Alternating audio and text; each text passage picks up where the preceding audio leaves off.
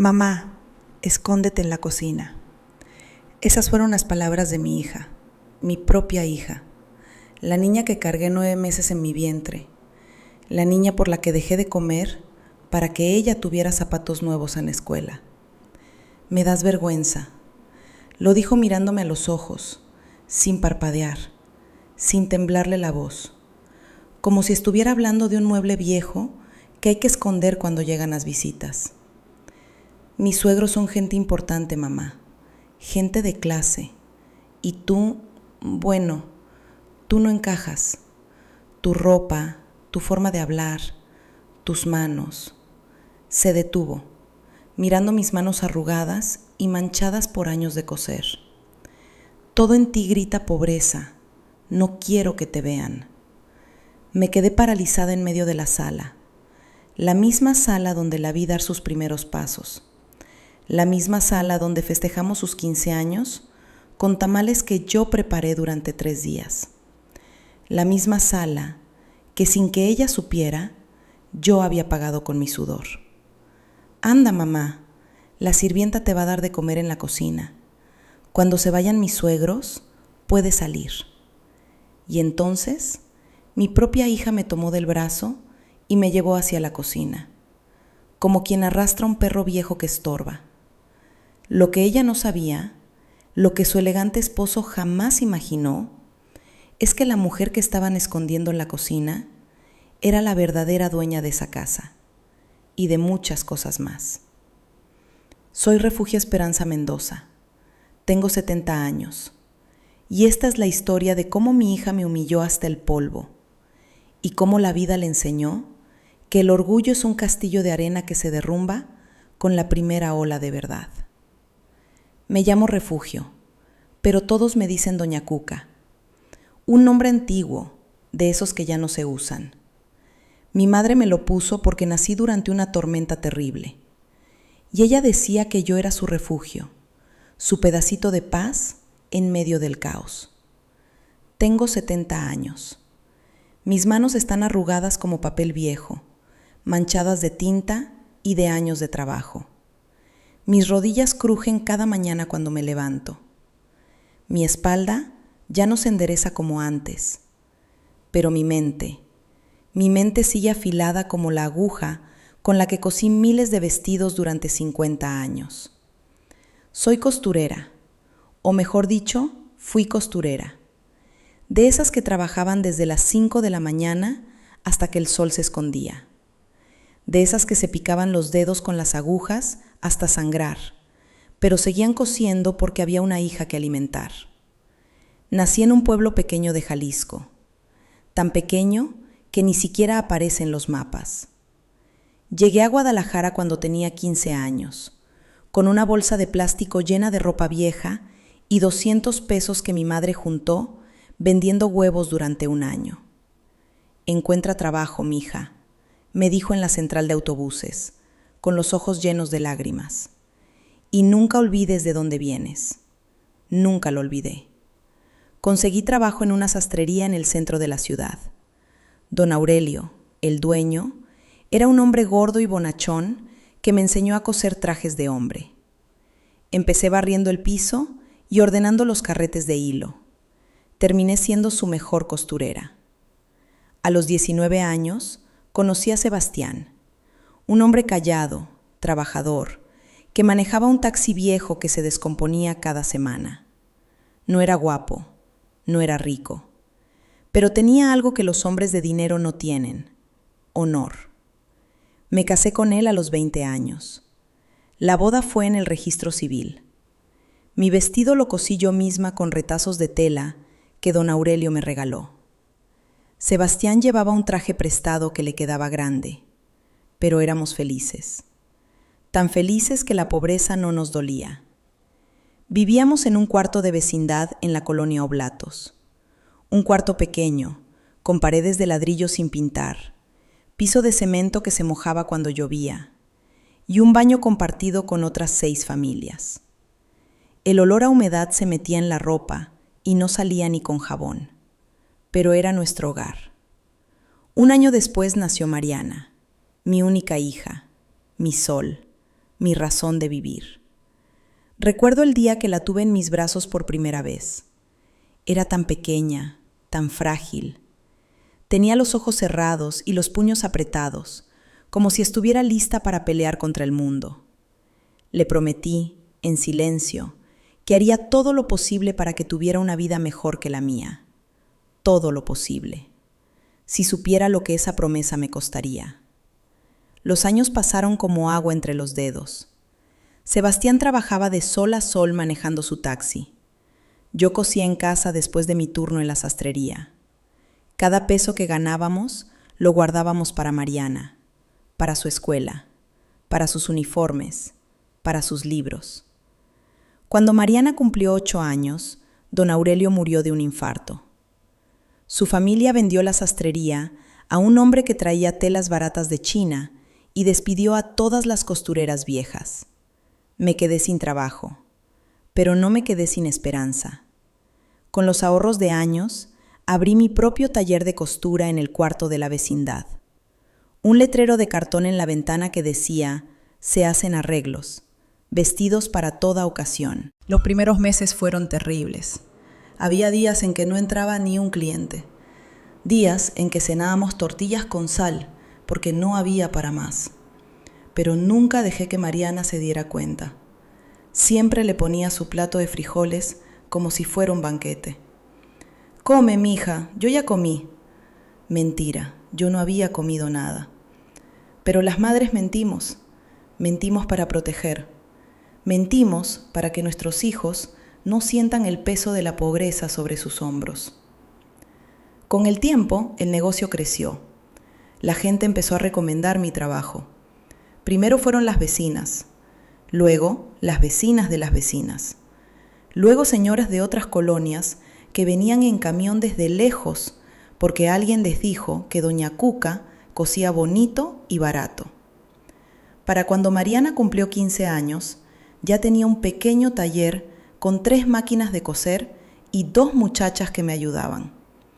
No éramos ricos, pero ya no pasábamos hambre. Los 15 años de Mariana fueron modestos, pero llenos de amor. El vestido rosa lo cosí yo misma, durante 3 meses, cada noche después de cerrar el taller. Sebastián rentó un salón pequeño en la colonia. La comida la hicieron las vecinas. El pastel lo hizo doña Carmen, la de la tienda, a cambio de que le arreglara unas cortinas.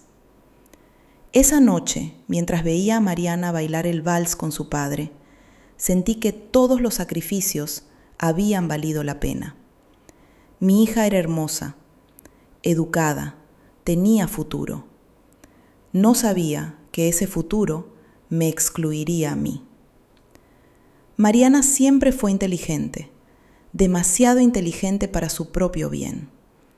Terminó la preparatoria con las mejores calificaciones de su generación. Consiguió una beca para estudiar administración en una universidad privada. Una universidad donde iban los hijos de los ricos, de los empresarios, de los políticos. «Estoy tan orgullosa de ti, mija», le dije el día que le llegó la carta de aceptación. Mis lágrimas caían sobre el papel. Mariana sonrió, pero ya había algo diferente en esa sonrisa, algo que no supe reconocer en ese momento.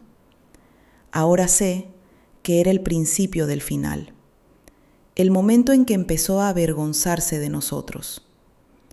La universidad la cambió, o mejor dicho, le mostró un mundo que nosotros no podíamos darle. Un mundo de coches nuevos, de ropa de marca, de viajes al extranjero, de restaurantes donde un plato cuesta más que mi renta de un mes. Mariana empezó a llegar tarde a casa. Empezó a inventar excusas para no traer a sus amigos.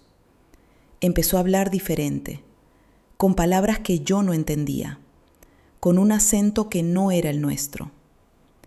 «¿Por qué no traes a tus compañeros?», le preguntaba Sebastián. «Podemos hacer una carnita asada». «Están ocupados, papá», respondía sin mirarlo. «Tienen cosas que hacer». Mentira, yo lo sabía. Sebastián también. pero ninguno dijo nada. Teníamos miedo de perderla si la confrontábamos. El error de los padres que aman demasiado. Preferimos el silencio a la verdad. Cuando Mariana tenía 22 años, Sebastián enfermó. El médico dijo que era el corazón. Años de trabajar sin descanso, de comer mal, de preocuparse por todo. El cuerpo le pasó la factura. Duró 6 meses en cama. 6 meses en los que vi a mi esposo, al hombre fuerte que manejaba su taxi 14 horas al día, convertirse en una sombra. Cada día más delgado, cada día más callado, cada día más lejos. La última noche me tomó de la mano. Sus dedos estaban fríos, pero su mirada todavía tenía fuego. Cookies, me dijo usando el apodo que solo él usaba. Cuida a Mariana, pero también cuídate a ti. No dejes que nadie te haga menos, ni siquiera ella. No entendí sus palabras en ese momento. Pensé que era el delirio de la fiebre. Ahora sé que Sebastián vio algo que yo me negaba a ver. Vio el monstruo de la vanidad creciendo dentro de nuestra hija. Murió a las 3 de la mañana de un martes de octubre. El olor a hospital, a desinfectante, a enfermedad, se quedó grabado en mi nariz para siempre. Cada vez que huelo algo similar, vuelvo a esa noche. Vuelvo a sentir cómo su mano se aflojaba entre las mías. Mariana llegó al funeral vestida de negro. Lloró, pero sus lágrimas duraron poco.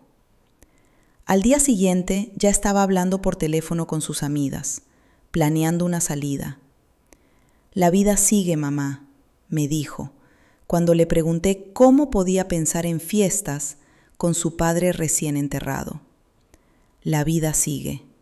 Qué frase tan cruel cuando la dice alguien que no ha sufrido. Después de la muerte de Sebastián, pasó algo que cambió todo. Algo que ni Mariana sabe hasta el día de hoy. Recibí una visita del abogado de don Aurelio, mi antiguo jefe de la sastrería. El viejo don Aurelio, que murió hace décadas. Resulta que antes de morir, don Aurelio había comprado varios terrenos en las afueras de Guadalajara. Terrenos que en ese entonces no valían nada. Pura tierra, puro monte. Pero don Aurelio no tenía hijos. Su esposa murió joven y en su testamento dejó una cláusula que nadie conocía. Si para cierta fecha no aparecían herederos legítimos, los terrenos pasarían a nombre de sus empleados más antiguos. Yo era la única empleada antigua que quedaba viva. Doña Refugio, me dijo el abogado, un hombre delgado con lentes gruesos.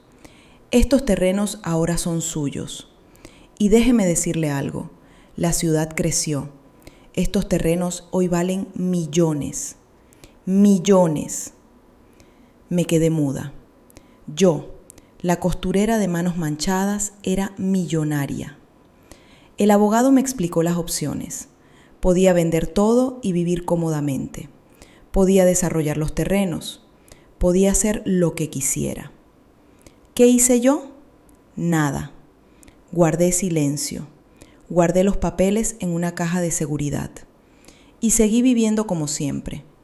En mi cuarto modesto, con mi taller de costura, con mi ropa sencilla. ¿Por qué? Porque quería ver. Quería saber si mi hija me amaba a mí o amaba lo que yo podía darle. Quería saber si la sangre era más fuerte que el dinero. Me equivoqué. La sangre perdió. Un año después de la muerte de Sebastián, Mariana llegó a casa con una noticia. Venía radiante, los ojos brillando, las mejillas sonrojadas. Mamá, voy a casarme. Se me heló la sangre.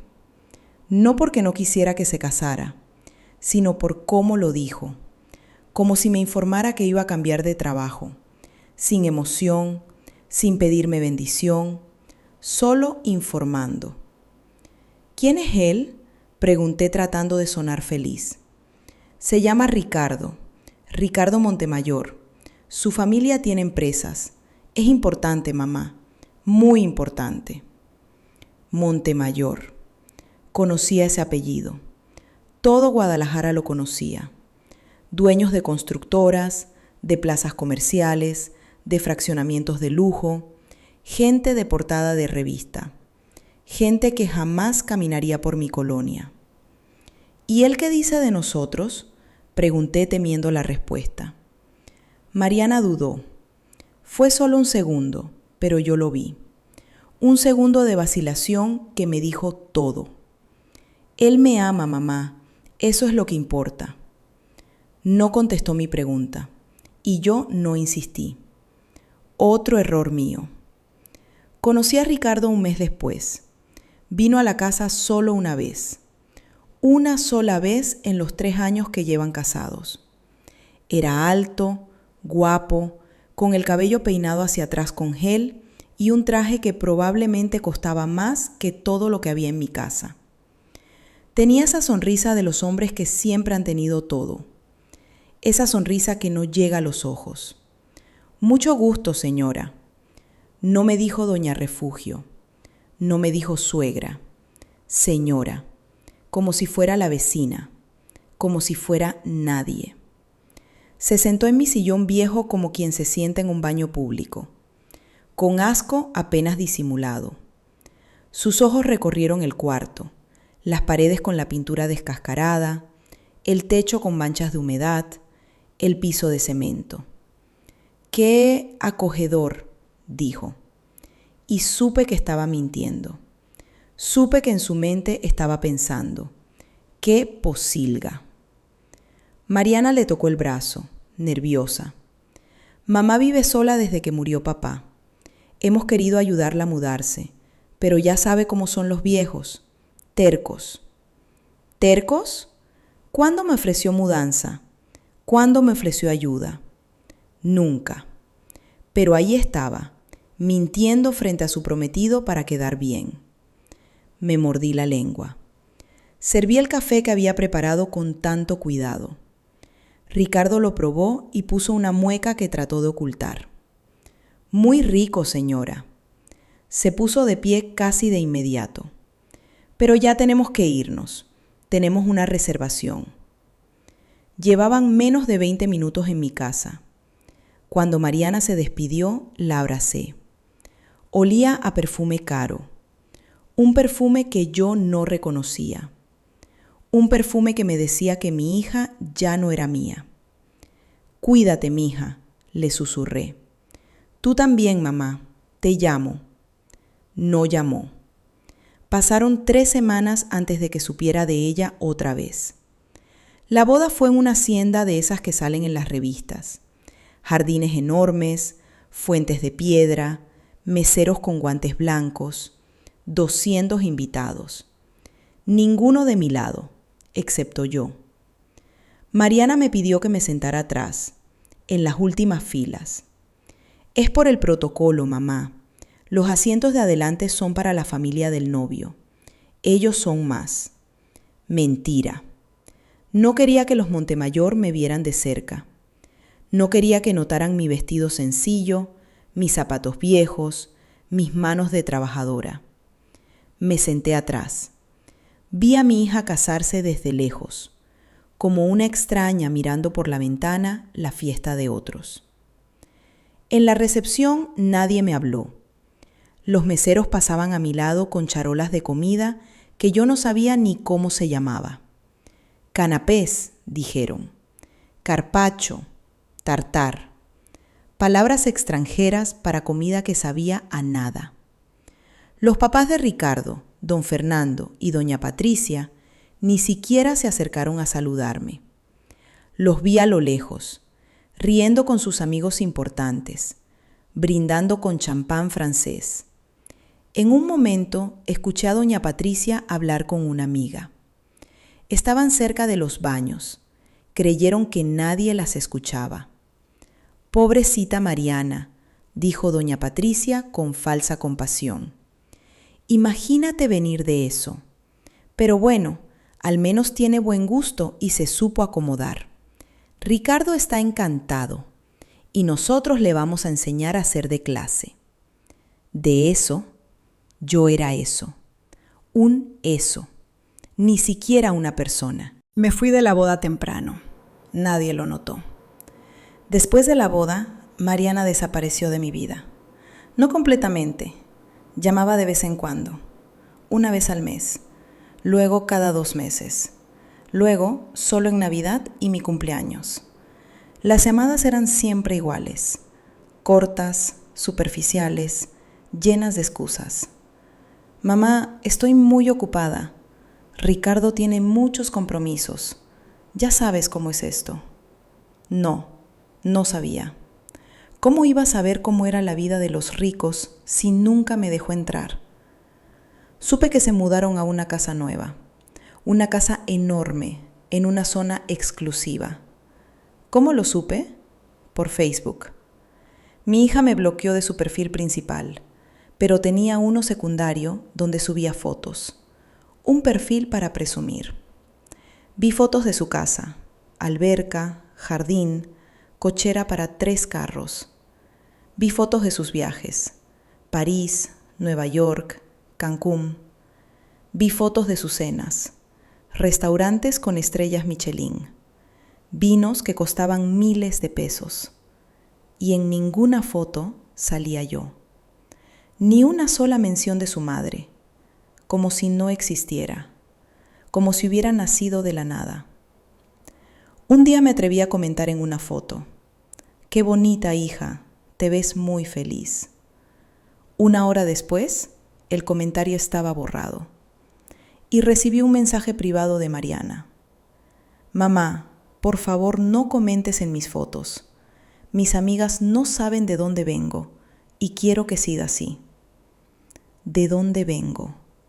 Como si viniera de la cárcel, como si viniera de la vergüenza. Venía de mis entrañas, venía de mi amor, venía de mis sacrificios. Pero para ella, venir de mí era una mancha que había que ocultar. Pasaron 3 años así, 3 años de silencio, de migajas de atención, de sentirme como un fantasma. En esos 3 años, yo seguí con mi vida, seguí cosiendo, seguí en mi casa modesta, pero también hice otras cosas, cosas que nadie sabía. Usé parte del dinero de los terrenos para comprar la casa donde vivían Mariana y Ricardo. La compré a través de una empresa, con nombre falso. El dueño anterior estaba en bancarrota y necesitaba vender rápido. Yo pagué en efectivo. Mariana y Ricardo creyeron que la habían conseguido a un precio increíble. Un regalo del destino, dijeron. No sabían que el destino era su suegra. También compré el edificio donde Ricardo tenía sus oficinas y 2 locales comerciales que él rentaba para sus negocios. ¿Por qué hice esto? No por venganza. Todavía no. Lo hice porque quería proteger a mi hija. Si algo salía mal, si Ricardo la dejaba, si los negocios fracasaban, ella tendría algo. No sabría que venía de mí, pero tendría algo. El amor de madre es así, estúpido, ciego. Da aunque no reciba nada a cambio. Pero todo tiene un límite, incluso el amor de madre. Y ese límite llegó en Nochebuena, el 24 de diciembre, fecha que debería ser de amor y unión familiar, fecha que para mí se convirtió en el día más doloroso de mi vida. Mariana me llamó una semana antes. Me sorprendió. Generalmente solo mandaba un mensaje de WhatsApp con un emoji navideño y ya. Mamá, quiero que vengas a cenar en Nochebuena, en nuestra casa. El corazón se me aceleró. 3 años esperando una invitación así. 3 años soñando con sentarme en la mesa con mi hija, como familia. Claro, mija, le dije tratando de contener la emoción. ¿Qué llevo? Puedo hacer tamales, o un pastel de 3 leches, o... No, mamá, me interrumpió. No tienes que llevar nada. Solo ven tú. Solo yo. Sin mis tamales, sin mi pastel, sin nada que me representara. Debí haber sospechado, pero la esperanza es ciega. Pasé la semana preparándome. Fui a la tienda de segunda mano y compré un vestido negro que me pareció elegante. Unos zapatos de tacón bajo que me quedaban un poco apretados, pero se veían bonitos. Me pinté las uñas yo misma, con un esmalte rojo que encontré en oferta. El día de Nochebuena me levanté temprano. Me bañé con agua caliente, me puse crema en las manos agrietadas, me peiné con cuidado. Me miré al espejo. Voy a ver a mi hija, me dije. Todo va a estar bien. Tomé un taxi porque no tenía coche. El taxista me dejó en la entrada del fraccionamiento. Tuve que caminar 3 cuadras hasta la casa de Mariana porque los guardias no me dejaron pasar en el taxi. Es zona residencial, señora. Solo entran residentes y sus invitados en vehículo propio. Así que caminé. Con mis zapatos nuevos que me lastimaban. Con mi vestido negro que el viento de diciembre hacía volar. Con mi bolsa vieja que desentonaba con todo a mi alrededor. Las casas eran enormes, jardines perfectos, luces navideñas que debían costar una fortuna en electricidad, coches de lujo en las cocheras, un mundo que no era el mío.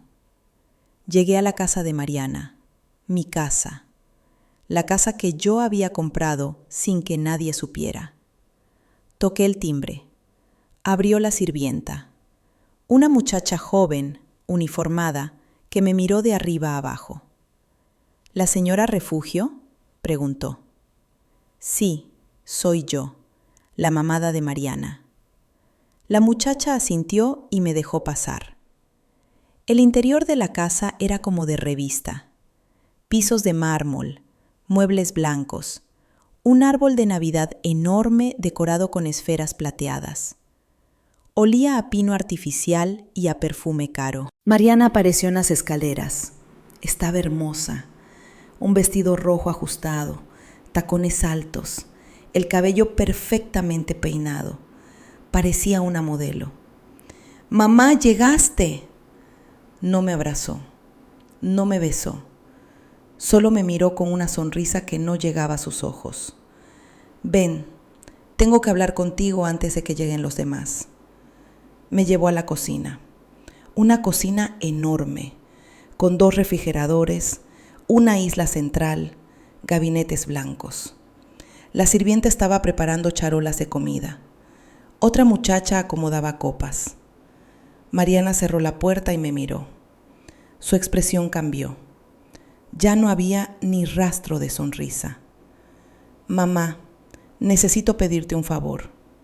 Lo que quieras, mija, dije yo, todavía inocente, todavía creyendo.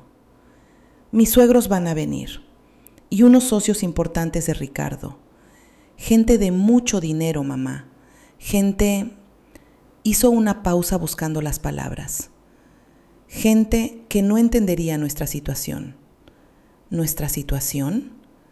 Mariana suspiró como si le costara trabajo decir lo que venía. Mamá, escóndete en la cocina. Las palabras me golpearon como una bofetada. ¿Qué dijiste? Que te quedes aquí, en la cocina. Marta te va a dar de comer, señaló a la sirvienta. Puedes ver la tele en el cuarto de servicio si quieres, pero no salgas a la sala mientras estén los invitados. El mundo se detuvo. El ruido de los platos siendo preparados se volvió un zumbido lejano. Solo escuchaba las palabras de mi hija repitiéndose en mi cabeza. Escóndete, en la cocina, como un perro. ¿Por qué?, pregunté con un hilo de voz. Mariana se acercó a mí. Pude oler su perfume caro. Pude ver el brillo de sus aretes de diamantes. Pude sentir cómo me miraba, de arriba abajo, como quien evalúa basura. Mamá, no lo hagas más difícil. Me das vergüenza. Tu ropa, tu forma de hablar, tus manos, todo en ti grita pobreza. Mis suegros piensan que mi familia es diferente. Les dije que venías de buena familia, pero que cayeron en desgracia. No pueden verte así. Las lágrimas empezaron a caer por mis mejillas. No las limpié. Dejé que corrieran. Así como, mija, como tu madre, como la mujer que te parió. Mariana rodó los ojos. Un gesto de fastidio que me partió el alma. No empieces con el drama, mamá. Es solo una noche. Mañana te llego a tu casa y todo sigue igual. Pero hoy necesito que cooperes. Y entonces hizo algo que nunca olvidaré.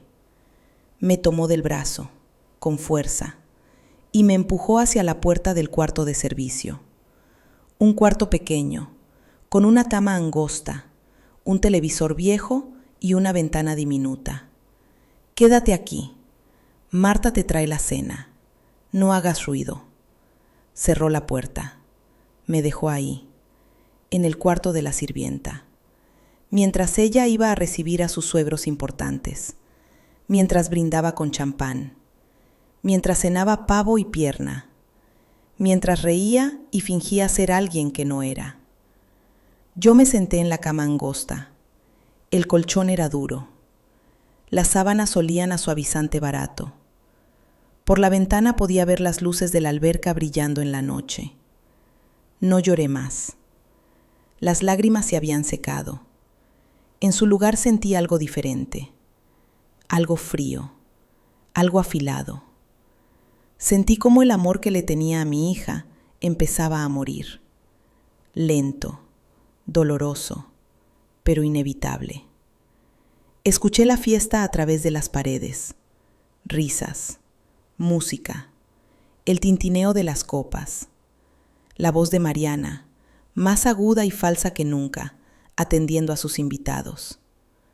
Marta, la sirvienta, entró a las 9 de la noche con un plato. Pavo, ensalada, puré de papa. La misma comida que estaban comiendo afuera, pero servida en un plato de plástico. Lo siento, señora, me dijo la muchacha. Tenía los ojos tristes. Me da pena verla aquí. No te preocupes, mija, le dije. Tú solo haces tu trabajo. Comí sola, en silencio, escuchando la fiesta de mi hija al otro lado de la pared. A las 11 de la noche algo cambió. Escuché un alboroto, voces elevadas, el timbre sonando varias veces. Y entonces la puerta del cuarto de servicio se abrió de golpe. Era Mariana, pero ya no se veía elegante ni arrogante. Se veía pálida, asustada, descompuesta. Mamá, su voz temblaba. Mamá, hay alguien buscándote. ¿Quién? Un abogado. Dice que es urgente. Dice que tiene documentos que tienes que firmar. Dice que si no sales, va a entrar él. Me puse de pie. Me alicé el vestido negro.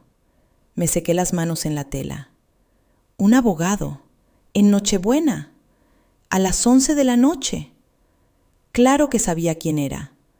Yo lo había llamado esa tarde, antes de salir de mi casa.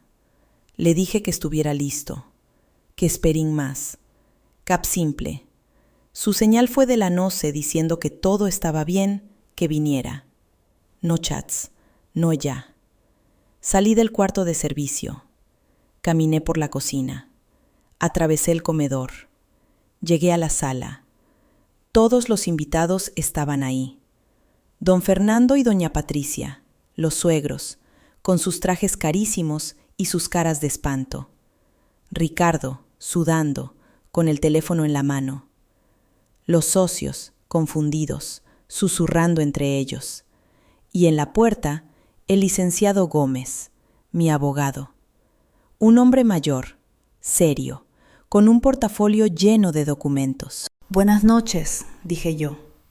Mi voz sonó firme, extrañamente firme. «Disculpen la interrupción. ¿Quién es esta señora?», preguntó don Fernando mirándome con desprecio. Mariana se adelantó, nerviosa. Es la nana, la señora que me cuidaba de niña. A veces la invito, por caridad». Mentira, la última mentira. «No, don Fernando», dije yo caminando hacia el centro de la sala. «No soy la nana, soy Refugio Esperanza Mendoza.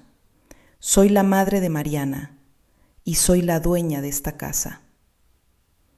El silencio que cayó en esa sala fue el más denso que he escuchado en mi vida, tan pesado que casi podía tocarse. Ricardo fue el primero en reaccionar. «¿De qué está hablando esta señora?», escupió las palabras mirando a Mariana. «¿Tu madre? Me dijiste que tus padres habían muerto. Me dijiste que eras huérfana». Mariana había mentido. Había matado a sus padres en su historia. Nos había borrado para poder encajar en el mundo de los ricos. Es una larga historia», balbuceó Mariana. «Ricardo, amor, déjame explicarte». «No hay nada que explicar», interrumpió el licenciado Gómez. «Vengo a notificar una situación legal». Abrió su portafolio, sacó un fajo de documentos, los puso sobre la mesa de centro, entre las copas de champán y los platos de canapés. «Esta casa», dijo señalando alrededor, «está a nombre de mi cliente, la señora Refugio Mendoza. Fue adquirida hace 3 años a través de una sociedad legal. Los señores Mariana y Ricardo son inquilinos, no propietarios». «¿Qué?», gritó Ricardo. «Eso es imposible. Yo compré esta casa. Tengo los papeles. Tiene un contrato de compraventa con una empresa fantasma que mi cliente creó específicamente para esta transacción», explicó el abogado con calma. «La propiedad legal siempre ha sido de la señora Mendoza». Ricardo se lanzó hacia los papeles. Los revisó con manos temblorosas. Su cara pasó del rojo al blanco en segundos. «Pero eso no es todo», continué yo. «También soy dueña del edificio donde tienes tus oficinas, Ricardo, y de los 2 locales que rentas para tus tiendas. Todo está a mi nombre». Don Fernando se puso de pie, furioso. «¿Qué clase de estafa es esta?». «No es ninguna estafa, don Fernando», le respondí mirándolo directamente a los ojos. «Es la verdad. Una verdad que mi hija quiso enterrar porque le daba vergüenza». Me giré hacia Mariana. Mi hija, mi sol, mi razón de vivir. Ahora solo veía una extraña. «Toda tu vida me ocultaste, mija. Les dijiste a todos que yo estaba muerta. Me sentaste en la cocina con la sirvienta. Me hiciste sentir como basura. Y todo este tiempo, todo lo que tienes, salió de estas manos que te dan vergüenza». Levanté mis manos arrugadas, manchadas, llenas de cicatrices de agujas y tijeras. Estas manos cosieron miles de vestidos para darte una educación. Estas manos firmaron los cheques que compraron esta casa. Estas manos te dieron todo. Y tú me escondiste en un cuarto de servicio. Mariana lloraba, pero ya no me conmovían sus lágrimas. «Mamá, perdóname. No sabía. Pensé que eras pobre. ¿Pensaste que la pobreza era un crimen?», la interrumpí. «¿Pensaste que yo valía menos por no tener dinero? Pues ahora sabes la verdad. Siempre tuve dinero, más que todos en esta sala, pero quería ver si me amabas a mí o amabas lo que podía darte». Hice una pausa, respiré hondo, y ya tengo mi respuesta. Me dirigí al abogado. «Licenciado, proceda con el desalojo. Tienen 30 días para desocupar la propiedad». «Mamá, no», gritó Mariana lanzándose a mis pies. «No puedes hacerme esto. ¿A dónde vamos a ir?». La miré desde arriba. Esta vez fui yo quien la veía con desprecio. No sé, hija, tal vez a la cocina de alguien más. Me di la vuelta, caminé hacia la puerta. Detrás de mí escuchaba el caos, los gritos de Ricardo culpando a Mariana, los sollozos de mi hija, las preguntas confusas de los invitados. En la puerta me detuve. Me giré una última vez. «Feliz Navidad a todos», dije, y salí a la noche fría. El licenciado Gómez me alcanzó afuera. Me ofreció su brazo. «¿Está bien, doña Refugio?» Lo miré. Sonreí. Una sonrisa triste, pero aliviada. «Sí, licenciado. Por primera vez en muchos años estoy bien». Los 30 días pasaron. Mariana y Ricardo tuvieron que desalojar la casa. También perdieron las oficinas y los locales. Los negocios de Ricardo, que ya estaban mal, colapsaron sin los espacios que yo rentaba barato. Los suegros, don Fernando y doña Patricia, le dieron la espalda a la pareja. Cuando supieron que Mariana venía de una familia humilde, que había mentido sobre todo, la repudiaron. «No podemos tener una nuera mentirosa en la familia», dijo doña Patricia. «Afecta nuestra reputación». Ricardo pidió el divorcio 3 meses después. Se fue con otra mujer, una más joven, más rica, más dispuesta a tolerar sus caprichos. Mariana se quedó sola, sin casa, sin dinero, sin esposo, sin familia política y sin mí. Los primeros meses no supe de ella, no la busqué. Necesitaba tiempo para sanar mis propias heridas. Hasta que un día, 6 meses después de aquella Nochebuena, alguien tocó la puerta de mi casa.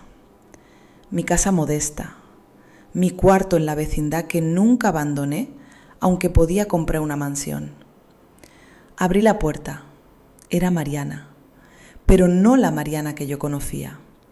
Esta mujer estaba delgada, ojerosa, con el cabello sin arreglar y ropa sencilla. Nada de marcas caras, nada de joyas, solo una mujer rota. «Mamá», dijo con la voz quebrada. No dije nada, solo la miré. Ella se arrodilló, ahí, en el pasillo de la vecindad, frente a las vecinas que miraban curiosas. Mi hija se arrodilló. «Perdóname, mamá. Por favor, perdóname. Fui una idiota. Fui una malagradecida. Fui la peor hija del mundo». Las lágrimas corrían por su cara. Esta vez eran lágrimas reales, lágrimas de alguien que ha tocado fondo. No tengo a dónde ir. Ricardo me dejó. Mis suegros me odian. No tengo dinero ni trabajo. He estado viviendo en un cuarto de vecindad peor que este. Hizo una pausa. Levantó la mirada hacia mí. No vengo a pedirte dinero. No vengo a pedirte casa. Solo vengo a pedirte perdón y a decirte que te amo, que siempre te amé, aunque fui demasiado tonta y vanidosa para demostrarlo. La miré largo rato. Vi a la niña que fui a dejar a su primer día de escuela. Vi a la quinceañera bailando vals con su padre. Vi a la mujer que me escondió en una cocina. El amor de madre es extraño. Puede romperse, puede agrietarse, puede sangrar, pero nunca muere del todo. Extendí mi mano. Acaricié su mejilla mojada de lágrimas. «Levántate, mija. El piso está frío». La ayudé a ponerse de pie. La abracé. Olía diferente. Ya no olía a perfume caro. Olía a jabón barato. Olía a humildad. «Te perdono», le susurré. «Pero el perdón no borra lo que hiciste. Vas a tener que ganarte mi confianza de nuevo. Vas a tener que demostrarme que cambiaste». «Lo haré, mamá, te lo juro». Y lo hizo. Hoy, un año después, Mariana vive en un departamento pequeño que yo le ayudé a rentar. Trabaja como asistente en una oficina. Gana poco, pero es dinero honesto. Ya no usa ropa de marca. ya no pretende ser quien no es. Viene a verme cada domingo. Me trae pan dulce del mercado. Me ayuda a limpiar la casa. Me cuenta de su trabajo, de sus compañeros, de su vida sencilla. Y cada domingo, antes de irse, me abraza y me dice: gracias, mamá, por no rendirte conmigo. La historia que acaban de escuchar es ficticia, pero el dolor de una madre rechazada por su propia hija es muy real. En algún lugar, ahora mismo, hay una madre sentada sola en una cocina, mientras su hija finge que no existe. En algún lugar, hay una hija que cambió a su familia por apariencias, sin saber que está construyendo su propia cárcel de vanidad. Y en algún lugar hay una mujer como yo, como refugio, que tuvo que elegir entre permitir el abuso o defender su dignidad. El amor de madre no significa aceptar todo. No significa callarse cuando nos humillan. No significa escondernos para que otros no se avergüencen. El amor de madre también es decir, basta. También es enseñar, aunque la lección duela. También es perdonar cuando el arrepentimiento es sincero. Si esta historia te tocó el corazón, si te hizo pensar en tu propia madre, en tus propios errores, en las veces que diste por sentado el amor de quien te dio la vida, entonces cumplió su propósito. Llama a tu mamá, hoy, ahora. Dile que la amas, dile que la respetas, dile que estás orgulloso de ella, sin importar de dónde venga ni cuánto tenga. Porque las madres no vivimos para siempre, y cuando nos vamos, nos llevamos abrazos que no dieron, palabras que no dijeron, visitas que nunca hicieron. No esperes a que sea tarde. Y si eres madre y estás pasando por algo similar, recuerda esto. Tu valor no depende de cuánto dinero tengas, de qué ropa uses, de cómo hables. Tu valor está en tu amor, y quien no sepa verlo, no te merece. Gracias por acompañarme hasta el final de esta historia. Déjame en los comentarios, ¿hubieras perdonado a Mariana? ¿Qué hubieras hecho en el lugar de Doña Refugio? Y si conoces a alguien que necesita escuchar esta historia, compártela. Nos vemos en la próxima historia. Cuídense mucho y cuiden a sus madres.